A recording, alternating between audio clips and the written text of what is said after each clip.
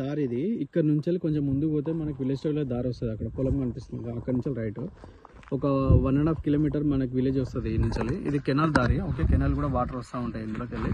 Okay, site మనకి entrance ఇక్కడ నుంచి. ఇది దారి అటు సైడ్ పోతుంది ఇంకా. ఓకే, 1 ఎకర్ సైట్ ఇది మనకి.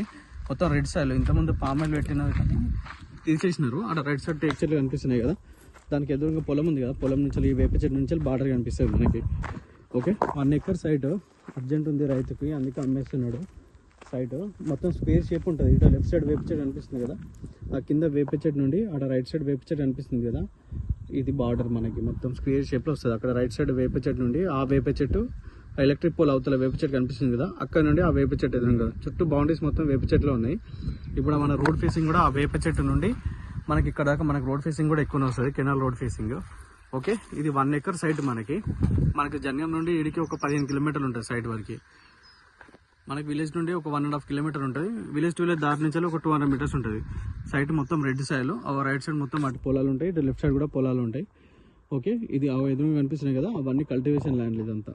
ఓకే, రైతు దగ్గర ఉంది, clear title red side land, 1 acre property. Square shape చేసి నీట్ చేసి ఇస్తాడు ల్యాండ్.